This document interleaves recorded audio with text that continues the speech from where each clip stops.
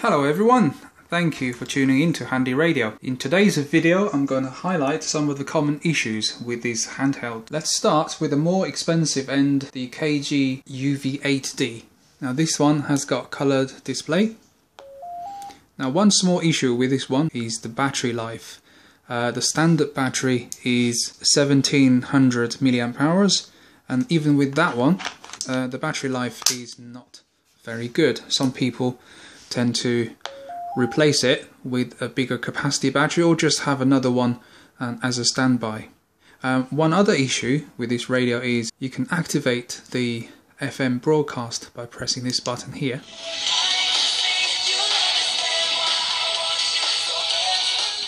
You can see the frequency display on top there, but I haven't found out a way to change it yet except pressing scan to go up the channel rather than directly entering the frequency. Now moving on to the TYT TH UV3R cracking little radio. I really like this. For 2 watts radios, this is definitely one of my favourites. Problem with this is when you turn it on, it doesn't really indicate your volume control. So for some people, well, unless you read the instructions, it's a bit long-winded. You got to press and hold the open squelch, and then use the knob on top to select your volume. Even on 0, it's not very quiet. It's one of these digital selection dials. So again,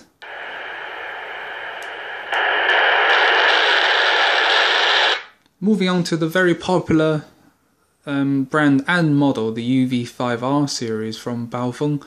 And this one is a very good radio, but a lot of you guys out there have had this button discolored. It's after maybe a few months of hard use, you won't be able to read band anymore. It just goes white for the whole key. Some of the newer models have done without this button, and so that's an improvement.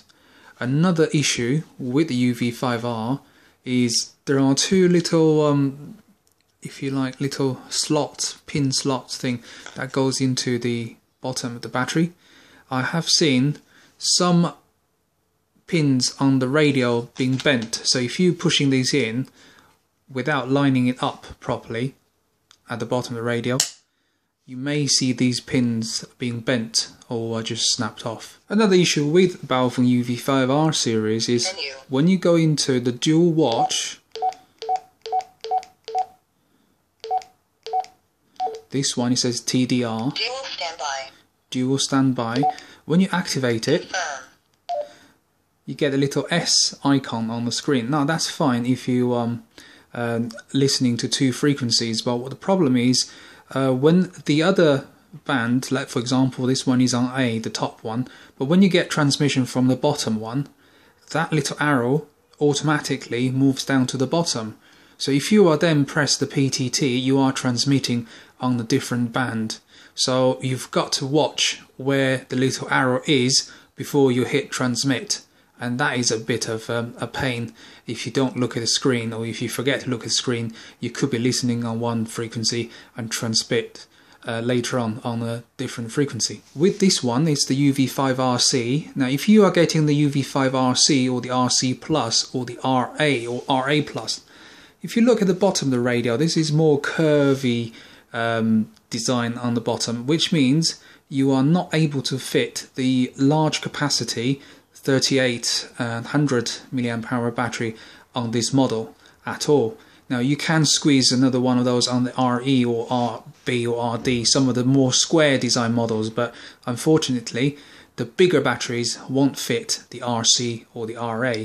It works fine with a standard battery, so you can get a replacement standard battery to go on this radio, just not the high capacity ones. Right, the next radio is the very nice UVB5. Now I love this radio because of this VFO dial on top. However, the problem with this radio that I have seen, now if you have a look at these 2 spring loaded the copper pins here that's contacting the top of the battery of those contact points.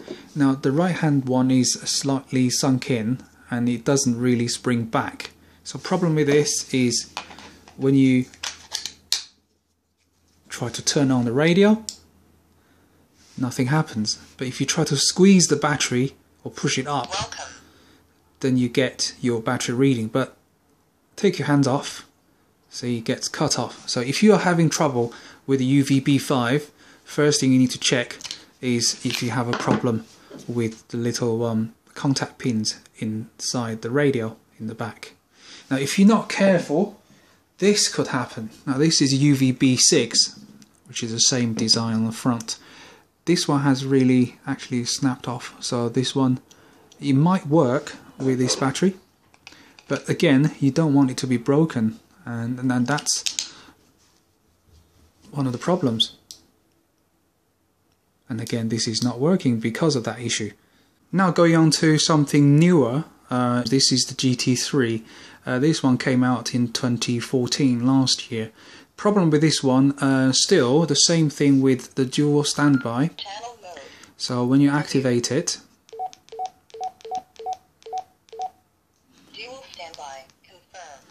you're still getting this, whichever frequency or channel has got the incoming signals, the arrow will go on to the other one. And one issue with this is, as you can see from this video, that the writing isn't very clear with this negative LCD displays. So some people may have issues with this type of display. Now the bigger issue with the GT3 isn't just the display and the same software concerns with other Baofeng UV5R series. Again, you've got this band button, but luckily because it's got this orange kind of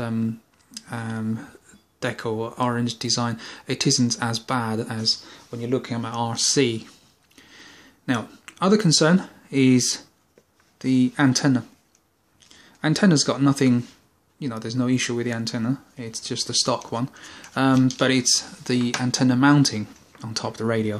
So you cannot get the normal or aftermarket ones onto the radio because it's not going in deep enough. Now this one is just a UV dual band, very flexible rubber type of antenna, so I can try to squeeze this, screw this down, maybe for about 1 millimeter or 2, and then it's not going in. Obviously this is not ideal and you don't want to try and force it in, so that's a problem. And sometimes I get questions, people asking me what sort of batteries that's compatible with the GT3. The problem is, because of the design on the back of the radio, and it's got like the raised different width of the batteries, although the inside, the cells will be identical to the other UV5Rs, the actual external design of the radio means you will not be able to get any other battery that's compatible with this GT3 model, so you'd have to buy something labelled GT3 to be able to use on this radio. And a common misconception on the GT3 is that it's dust proof and waterproof, but the reality is it isn't. Well, I say it isn't, and any radio will be able to withstand some splash or shower, and as you can see from my BF888 video, but this one is not a waterproof radio. So the last is the newer, even newer model, is called the Baofeng B580T, the one I did a review a couple of weeks ago. Now it still has the same issue with a dual standby and with a negative LCD display. Frequency mode. And as you can see, it's nice and clear now, but when it goes off in a few seconds, some people may find it hard to read, whereas on the UV5R, the original UV5R ones, frequency mode, at least when it goes off, if we do a side-by-side comparison, you should be able to still read the screen. Look at that. Okay, so that's the difference. One being the normal LCD, the other one being the reverse or the negative one.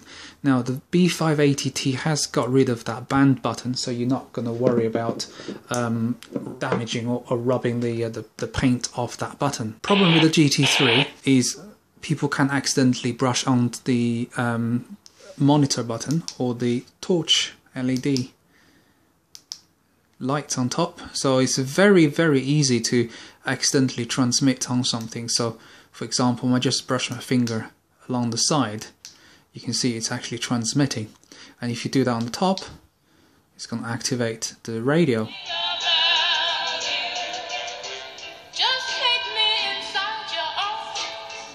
And on that note, it finishes this video of the common issues with some of these Baofeng, Wouxun and TYT radio models. Thanks for watching, and make sure you subscribe for more updates. See you next time.